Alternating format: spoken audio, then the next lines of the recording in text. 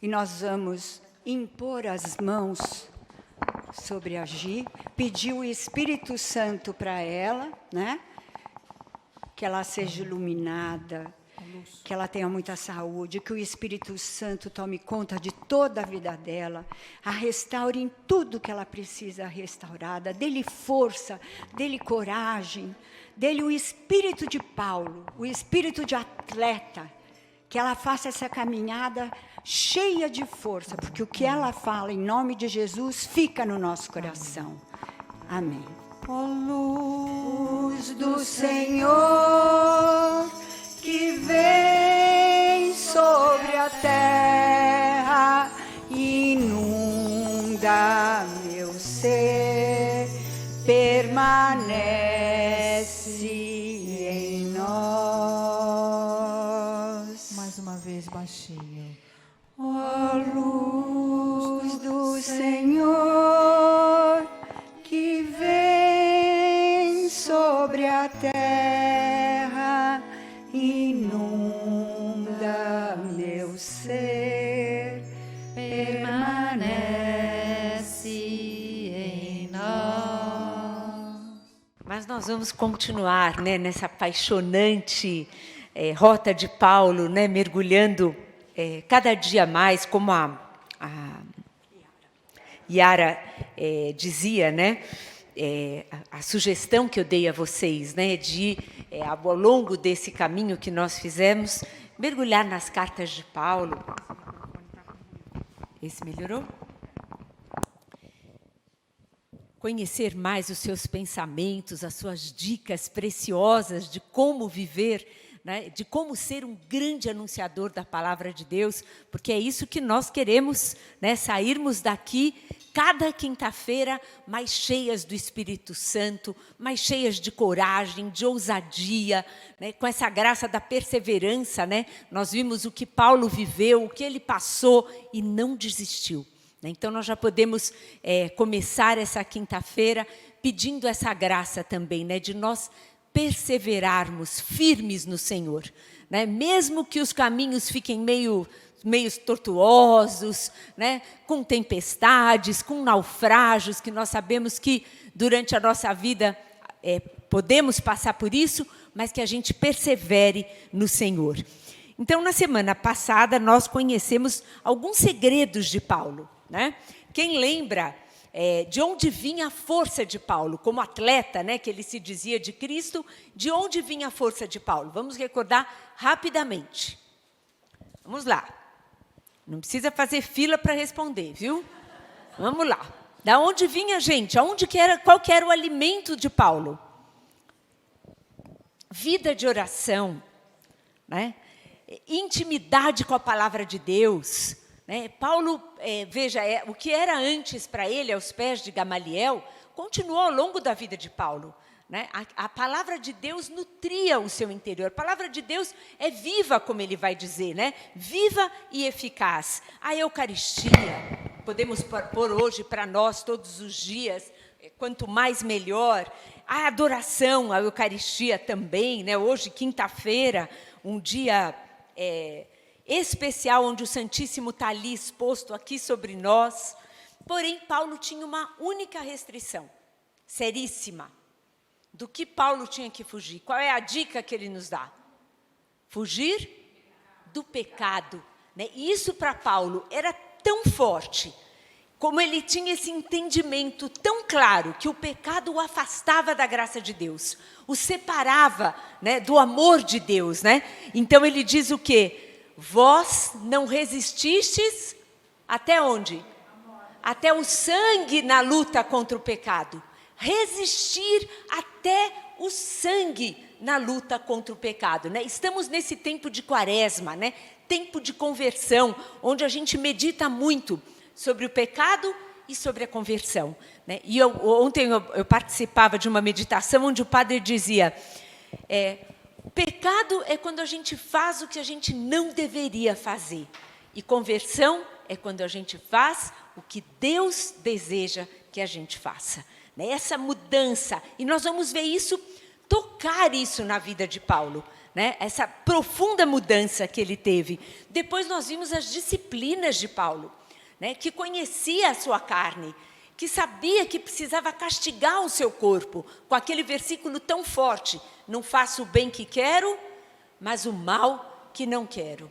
Né? Então, Paulo, para isso, ele mesmo, né, aquele versículo, né, castigo o meu corpo.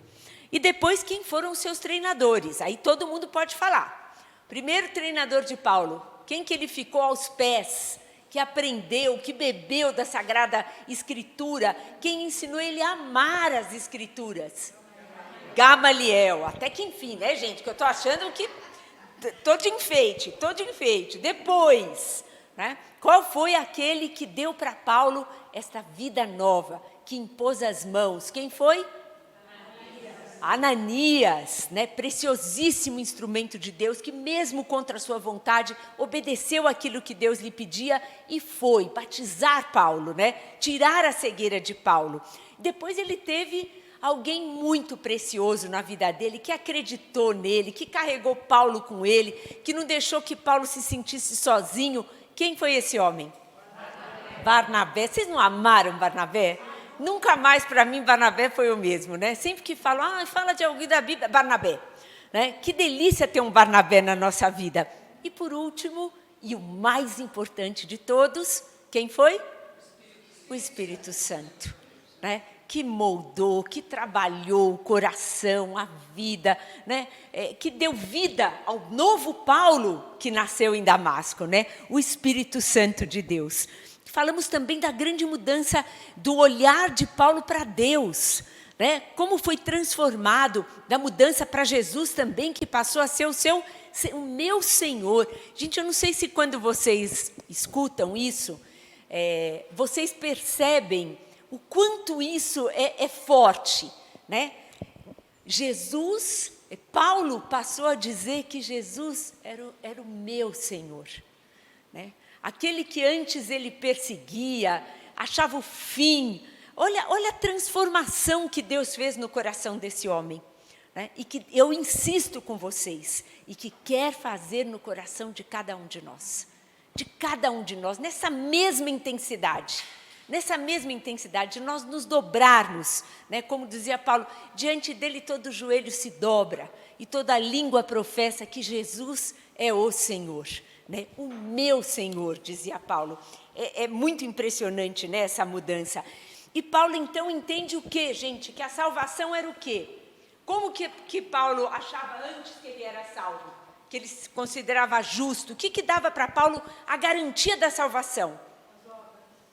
As obras. Era fazer coisas, obedecer às leis, cumprir os mandamentos. E qual foi a grande mudança na vida dele? Lembra daquela historinha do céu?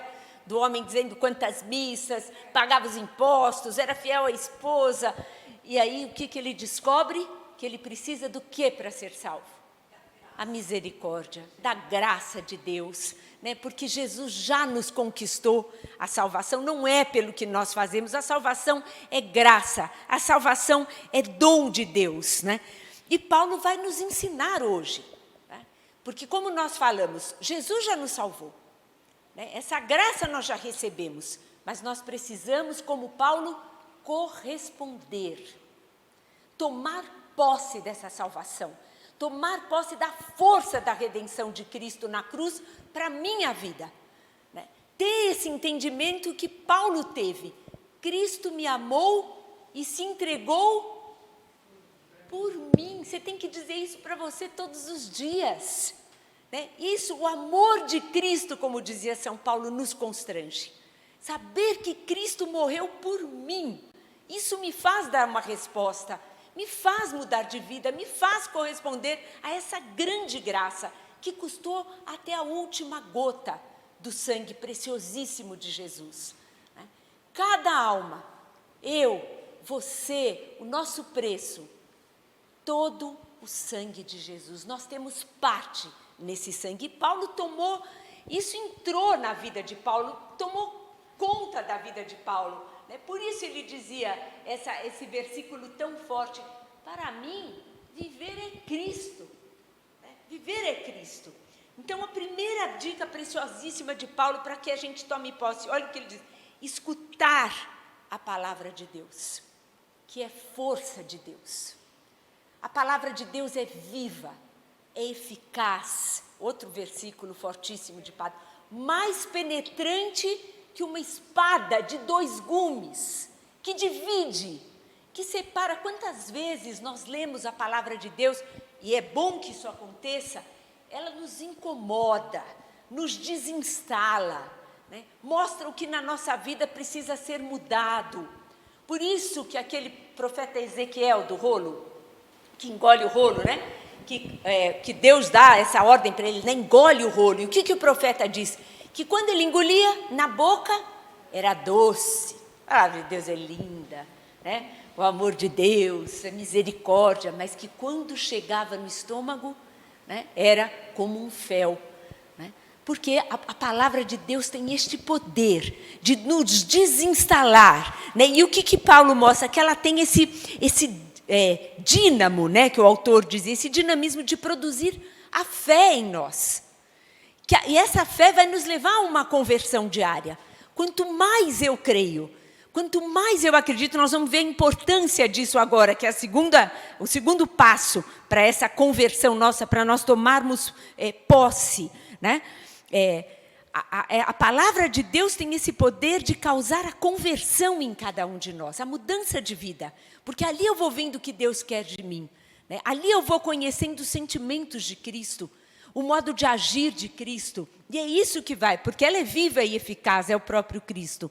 Depois, crer, isso parece tão básico, crer com o coração que Deus ressuscitou Jesus dos mortos. Isso é tudo na nossa vida. Porque o que isso quer dizer para nós? Se o meu Deus foi capaz de ressuscitar o morto, de trazer Jesus com vida, Ele pode tudo. Quando eu creio na grandeza do poder da ressurreição de Cristo, eu creio de todo o coração que o Deus em quem eu coloco a minha esperança, a minha confiança, pode fazer tudo na minha vida. Pode fazer o impossível na minha vida. Esse é o Deus. Lá em Romanos 10, 9, vamos ler o que Paulo fala, que é para vocês irem pegando gosto também. Quem achar primeiro, lê o versículo, combinado? Bem alto. Romanos 10, 9b. Quem achou? Romanos 10, depois de Atos, 9b. Portanto, posso ler? Se com tua boca confessares que Jesus é o Senhor, e se em teu coração creres que Deus o ressuscitou dentre os mortos, serás salvo. Vocês percebem? Se não estava grifado na Bíblia de vocês, grifem. Se com o teu coração, é quando aquela outra passagem da Bíblia diz, se nós não duvidarmos, será salvo. Precisamos crer. E vocês vão ver que esses passos que Paulo vai nos dando, um puxa o outro. Porque quanto mais eu saboreio a palavra de Deus, ela, como diz aqui, ela tem esse poder de alimentar a minha fé, de gerar esse desejo de conversão, de mudar de vida. Então, se com o teu coração... Como é? De novo. Portanto, se com a tua boca confessares que Jesus é o Senhor, e se em teu coração creres que Deus os ressuscitou dentre os mortos, serás salvo. Vamos guardando já esses versículos no nosso coração, Nós estamos certos, Deus cumpre as suas promessas. Vocês conhecem as promessas de Deus na Bíblia para vocês? Olha, na época em que eu frequentei muito a Canção Nova, eles tinham um método de estudo, que eu agradeço a Deus até hoje, que era você, com uma cor determinada de caneta, você ia grifando todo dia a gente fazia o estudo da palavra e grifava o que era promessa e o que era ordem de Deus, né? E isso foi me ajudando a gravar no meu coração. É promessa de Deus para mim. Se eu acreditar com todo o coração, eu serei salva, né? Veja bem, o que Deus fez conosco? Nos tirou do sepulcro do pecado. Essa é a obra da ressurreição de Cristo. Nos tira do sepulcro e nos leva para o reino da graça. Abre as portas do céu para nós. Esse é o poder da ressurreição, né? que está nele, né? Se Cristo não ressuscitou, dizia São Paulo, o que é? Vã é a nossa fé, né? Se nós não crêssemos nisso de todo o coração, não estaríamos aqui. Então precisamos aumentar a nossa fé e crer no que isso quer dizer para nós. O nosso Deus pode tudo. Mas veja bem, não é crer em algo, não é crer numa ideia, numa filosofia bonita, é crer em alguém. É crer em uma pessoa que me amou e se entregou por mim. Vocês percebem a diferença disso? Não é uma ideia, é uma pessoa, né? A nossa fé é em uma pessoa. Então, alguém que nos ama e que quer o melhor para mim, que sabe do que eu preciso. Né? Alguém que intercede por mim diante de Deus noite e dia. Temos um intercessor no céu. Temos uma intercessora no céu, que sabe do que nós precisamos. Não desanimem, não desanimem, né? Bater o joelho no chão, rezar para esse Deus que cumpre as promessas, né? Outro versículo de Paulo, né? Nas cartas de Paulo, crê no Senhor Jesus e será salvo tu e tua família. Senhor, cumpre essa promessa. Eu creio, salva meu filho, salva meu marido, salva meu neto. Deus tem um plano de salvação para cada um dos seus filhos, mas tem a hora dele, que nós precisamos aprender a esperar no Senhor, para que se cumpram as promessas, sem desanimar, com esse olhar sobrenatural. Sobrenatural. Há algo de divino em tudo que nos acontece. Que Deus nos permita enxergar isso. Né? Nós precisamos, dizia o autor desse livro, dar crédito para Deus. Se Deus está dizendo, Ele faz, Ele cumpre. Né? Tem uma história nesse livro que é bem interessante, de um rei que ganhou 2 falcões. Aquela águia linda. E aí, no que ele ganhou, ele já chamou um homem perito em treinar falcões, né? Enfim. E passaram-se alguns dias, esse treinador veio e falou para ele, olha, senhor, tem um falcão que já faz tudo, inteligentíssimo, obedece, mas o outro, tá, do jeito que ele agarrou naquele galho, não sai por nada. Eu já tentei de todas as formas, ele não voa, não tem o que eu faça. E o rei falou, mas não é possível, vou chamar o veterinário que esse falcão está doente. Veio o veterinário, examinou o falcão, perfeita saúde. Olha, não sei dizer o porquê que esse falcão não voa. Chamou então os sábios, os magos, que eles fizessem qualquer coisa que aquele falcão tinha que voar. Todos os magos tentaram, nada. E o rei falou, já sei, eu vou oferecer uma recompensa. Aquele que fizer esse falcão voar vai ganhar não sei quantas terras, não sei quanto de ouro.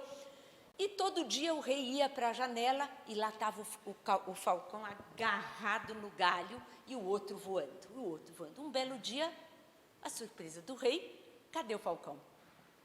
Olha para o céu, os 2 voando, uma coisa mais linda. O rei ficou emocionado, desceu e falou, quem foi que conseguiu isso? Quem que conseguiu essa maravilha? O que fez essa pessoa? E veio lá um camponês, né, muito simplesinho, não estava nem muito interessado no que o rei tinha oferecido. E o rei falou, você vai me contar, como é que você conseguiu fazer com que esse falcão voasse? Quem sabe o que o camponesinho fez? Olha, rei, eu cortei o galho. Quando ele viu que ele ia cair, ele descobriu que ele sabia voar. Né? Deus cortou o galho de Paulo e quer cortar o nosso. Sabe qual é esse galho? Onde nós estamos agarradas nas nossas falsas seguranças, as nossas falsas esperanças, agarradas naquelas coisas que nos escravizam, né? Deus quer cortar, como fez com Paulo. Paulo estava agarrado nos preceitos, nos cumprimentos da lei, naquilo que ele era justo, um fariseu desse, o outro daquele, nasci nisso, fui circuncidado. Tudo isso era onde Paulo se agarrava. Deus vem e, porque ele queria que Paulo alçasse voos muito mais altos, como ele quer para mim e para você, né? Nós não podemos ser rasteiros, não podemos ficar agarrados em galhos, né? Precisamos nos lançar em Deus, de falar hoje para Deus, corta o meu, sem medo, porque nós morremos de medo. Que será que Deus, para onde Deus vai me mandar? O que será que vai me acontecer? Acredite, o melhor, né? Deus vai, sabe aquele homem, aquela mulher conduzido pelo Espírito Santo, o vento sopra onde quer, você ouve o ruído, mas não sabe de onde vem, nem para onde vai. Assim acontece com aquele que nasceu do Espírito. Foi isso que aconteceu com Paulo. Cortou o galho, né? A confiar em Deus. Nós não queremos sair do nosso galho agarrados porque ainda não confiamos plenamente em Deus. Não confiamos no seu amor por nós, no seu desejo de nos dar o que é melhor, né? Nós não compramos a salvação, nós não merecemos a salvação, né? O que nós fazemos? Nós precisamos dar crédito para Deus. Sabe de quem nós podemos lembrar? Abraão. Gente, para pensar em Abraão. Como que ele é lembrado hoje? Por todos nós. É o pai da fé. Por quê? Abraão acreditou contra toda a esperança.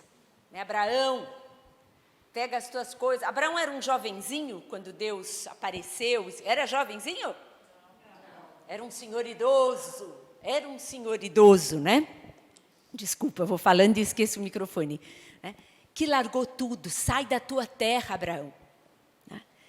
Deus não deu um mapa dizendo para onde ele iria, onde ele ia parar para abastecer ou não. Não, Abraão, sai da tua terra. E Abraão foi. E essa fé de Abraão foi levada em conta. Pedi para Deus, eu quero essa fé de Abraão. Se o Senhor falar, eu vou. Para onde o Senhor me colocar, eu vou. Quem o Senhor colocar do meu lado, eu vou falar com desassombro. Né? Essa é a nossa meta. Depois, proclamar com a boca o senhorio de Jesus. Isso é simples, gente. O que significa eu dizer que Jesus é o meu Senhor? Quem sabe qual era o peso dessa palavra, ainda mais aqui, nessa época? Né? Obediência, confiança, viver conforme aquele Senhor deseja, fazer o que aquele Senhor quer que eu faça. Né? Esse é um grande segredo. Jesus, aqui estou. Né? Que queres que eu faça? Aquela pergunta de Paulo em Damasco, vocês vejam que ali, no chão, Jesus Cristo já era o Senhor. Senhor, que queres que eu faça? Todos os dias, como eu falei na semana passada, acordamos, agradecemos a Deus por mais um dia. Senhor, que queres que eu faça? E aí convidar o Espírito Santo para fazer junto, né? E seguirmos em frente. Mas o senhorio de Jesus é pensar como Jesus pensava, agir como Jesus agia, viver submetido à palavra de Deus, buscar conselhos na palavra de Deus, para ser essa pessoa conduzida, aceitar que Jesus tome as decisões por nós. Que o Espírito Santo nos ilumine. E por último, e também mais importante, o que aconteceu com Paulo, receber o selo do Espírito Santo. Paulo foi selado, foi marcado pelo Espírito Santo. Não é quando você quer ver se uma coisa é boa, precisa ter um selo de autenticidade? Qual que era o selo de Paulo? O Espírito Santo. Essa marca que nós temos desde o nosso batismo. Né? Nós somos marcados por Deus. Temos um selo que nunca vai sair. Nunca vai sair. Eu participei de uma missa na Imaculada e um padre do Chile estava contando com muita tristeza que entraram 3 jovens no Chile na igreja para pedir que tirassem o nome deles do livro de batismo, porque eles não queriam ser batizados. Né? E o padre falou, eu posso até arriscar, mas o selo que vocês receberam na alma, ninguém tira. né? Ninguém tira, nós fomos selados pelo Espírito Santo, né? É Ele que vai tornar eficaz, que vai tornar presente, né, os frutos da redenção na nossa vida.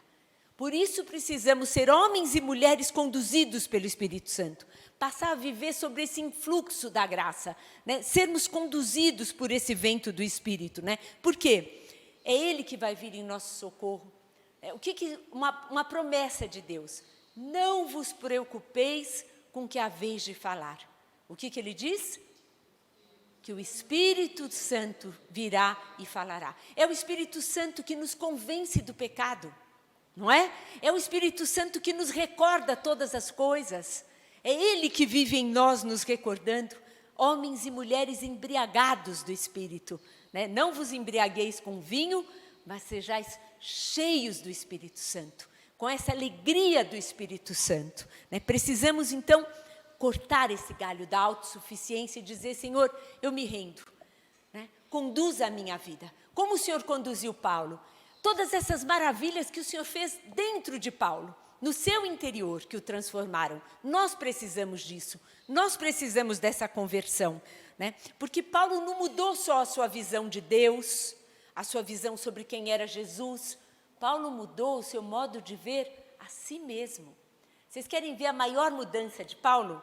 Antes ele dizia, tem aquele pedacinho, agora não vou lembrar, cadê Maria José, que diz: eu, Paulo, que nasci, fui circuncidado, sabe aquele que ele vai dizendo tudo que ele é o máximo, né? Estudei com Gamaliel, fariseu de não sei o quê, da tribo de Benjamim. Então, era ele.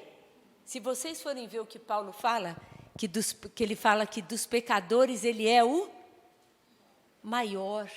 Esse título é dele, TJ, nós escapamos dessa. Paulo é o maior, né? Paulo olha a mudança no modo de se olhar, né? Não é mais o justo, não é mais aquele cumpridor da lei que ele levantava a voz. Ele, de todos os pecadores, ele é o maior, ele passa a se reconhecer assim, né? Mas que agora é perdoado pelo sangue de Cristo. Olha o que Paulo diz lá em Romanos 8:1. Vamos voltar uma página da onde a gente estava. Olha o que diz aqui. Lá ele diz assim: de agora em diante, pois, já não há nenhuma condenação para aqueles que estão em Jesus Cristo.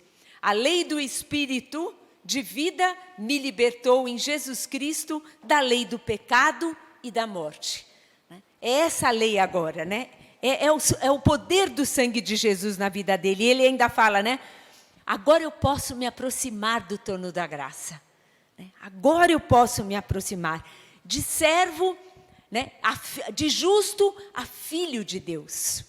Filho de Deus, né? O Espírito Santo que fala no nosso coração: Abá, Pai.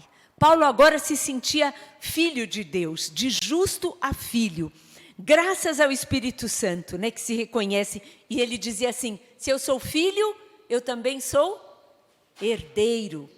Herdeiro, isso é para nós, né? Não somos só filhos de Deus, mas somos herdeiros, né? De perseguidor ao que ele passa a ser? Apóstolo incansável.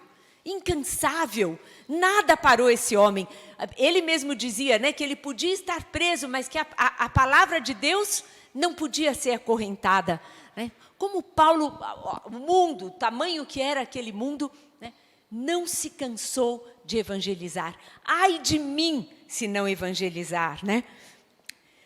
E quando a verdade de Deus é revelada, né, Paulo vai submeter toda a sua vida ao senhorio desse Jesus, né? Anunciará a verdade do evangelho da graça. E Paulo não conheceu fronteiras, não teve cansaço, não teve impedimento para Paulo, né? Era aquela força do amor de Cristo que o levava a evangelizar, né? E isso também precisa ser nós, amar cada vez mais Jesus com essa força de Paulo, né? Paulo não foi uma mudança de fachada, não foi uma maquiagem, não é que Paulo mudou de roupa, né? Antes ele usava roupa de fariseu, aí ele passou a usar roupa de apóstolo. Não, Paulo mudou por dentro. Vamos pedir para Deus essa graça nessa quaresma. Senhor, uma verdadeira mudança interior, né? Na minha vida espiritual, porque nós sabemos que é de onde depende tudo. se não formos muito amigas de Deus, se não formos muito mulheres e homens de oração, né, até onde nós iremos? Com certeza vamos desanimar. Né? Precisamos manter essa chama acesa em nós. Nasce um novo Paulo. E é isso que Deus deseja fazer com cada um de nós. Né? Paulo, que ele diz assim, né? Tudo que era velho passou. Eis que ele era o quê? O que ele dizia? Uma nova criatura em Cristo Jesus. Olha que peso que sai das nossas costas. Tudo que era velho passou. Tudo, eis que Deus faz nova todas as coisas. Eis que faço nova todas as coisas. Por isso que Paulo dizia, né? Já não era mais ele que vive, é Cristo que vive em mim. É Cristo que vive em mim. Ele era a sua força. Ele era o seu combustível. Né? Ele vivia a vida de Cristo. Né? Por isso que ele vai falar, para mim, viver é Cristo e morrer é lucro. Né? Vamos pedir hoje que o Senhor corte o ramo da nossa vida que nos impede de voar, de buscar essas coisas do alto. Né? Paulo entende que é cidadão do céu, que está de passagem por esse mundo. O encontro com o ressuscitado deixa Paulo sedento. Sabe aquele salmo que diz assim como a corça suspira pelas águas? Paulo passou a suspirar por Deus. Eu quero isso, Senhor, eu quero suspirar, eu quero ver o rosto de Deus. E é esse anseio que começou a se instalar na alma de Paulo. Paulo queria mais. Vocês têm aquela passagem onde diz que ele foi arrebatado ao terceiro céu. Né? E qual é aquele versículo maravilhoso que ele diz, depois de ter sido arrebatado? Que os olhos quiseram ver e não viram, ouvir e não ouviram. Né? Paulo queria mais. Paulo queria mais. Esse desejo de Deus só foi aumentando no coração de Paulo. Esse desejo de encontrar aquele que o arrebatou em Damasco. Né, que ficou com o seu coração, era esse desejo agora, desejava ardentemente reencontrar com quem o havia seduzido em Damasco, sonhava e por isso do fundo da alma dele vinha aquele grito, Maranata, Maranata, né? Nós também quando estamos vivendo às vezes sobre grande aflição, sobre grande tribulação, é esse grito que também sai das nossas almas, Maranata, Senhor. Né?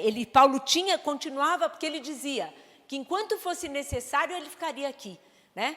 Para evangelizar, porque ele sabia que era necessário, mas que ele queria verdadeiramente o céu, né? Que ele queria se encontrar com Jesus.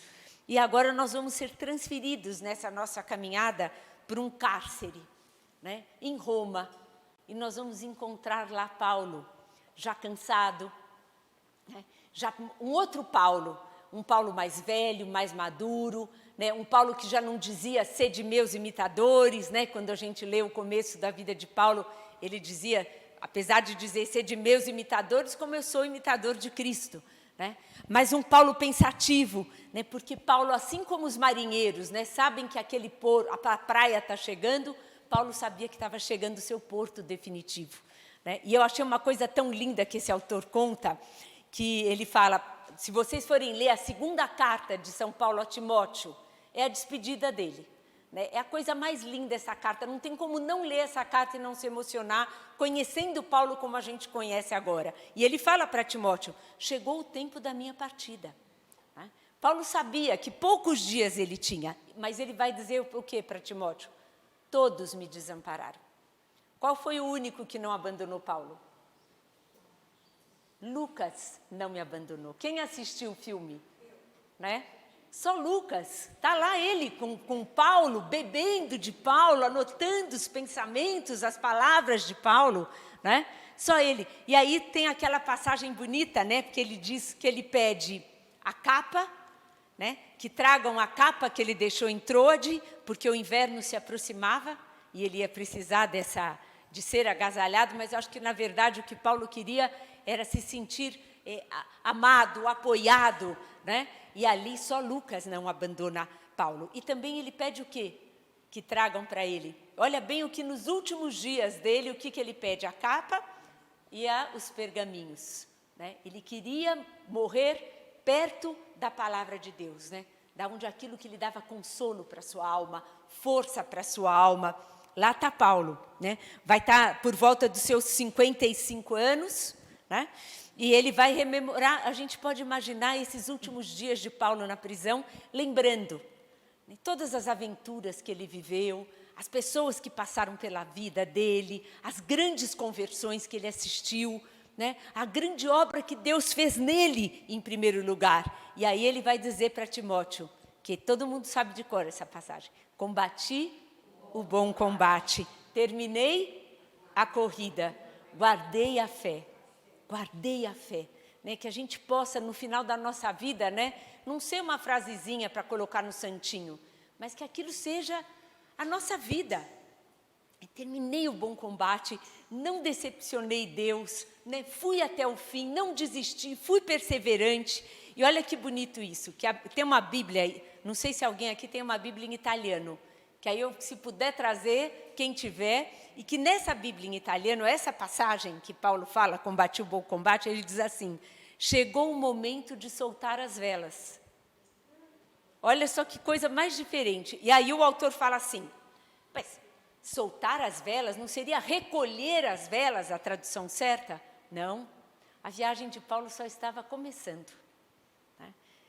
Era agora sim, era a verdadeira vida. Então, ele precisava soltar as velas, né? Por isso, para que aquele vento do Espírito Santo, né, o conduzisse àquele cais tão sonhado, tão desejado no coração dele, né? A última cena do filme, agora também quem não assistiu eu vou contar, porque eu falei para assistir desde o começo, né? É a morte, né, de Paulo, que é decapitado. E ele, então, ele entra no céu, ele entra no reino de Deus, né? E ele começa a ver todos os cristãos que ali estão, né? E daqui a pouco aparece uma sombra, assim, né? E Paulo vira... Não. Vocês parem para imaginar esse encontro, né, de Paulo com Jesus. De Paulo com Jesus. E aí, então, aqueles soldados entram, né, na cela de Paulo, levam ele para...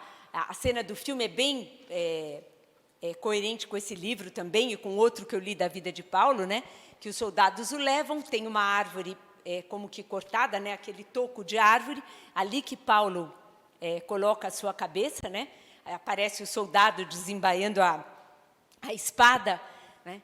Como Paulo esperou esse momento? Como que vocês acham que estava o coração de Paulo nessa hora? Pensando, ai meu Deus, será que vai doer? Né?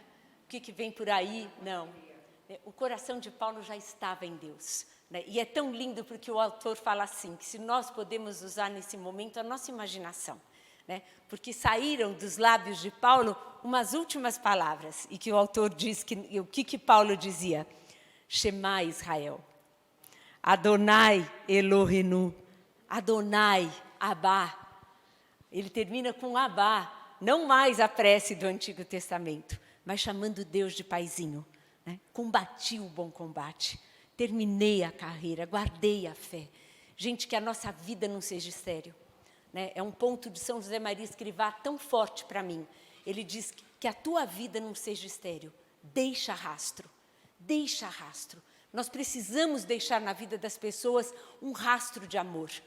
Olha a maravilha que é estudar a vida de um homem que foi transformado por Deus, mas que se deixou transformar por Deus. Porque esse desejo que Deus teve com a vida de Paulo, Ele tem com a nossa. Basta que a gente caia por terra, que a gente deixe cortar o galho e que a gente diga para o Senhor, Senhor, o que queres de mim? O que queres de mim? Precisamos ser no mundo o bom odor de Cristo, como nunca antes. Ser no mundo o bom odor de Cristo, porque aí sim, né, nós vamos poder dizer como Paulo, para mim, viver é Cristo e morrer é lucro, porque vamos nos encontrar com o nosso amado. Amém? Eu e minha casa serviremos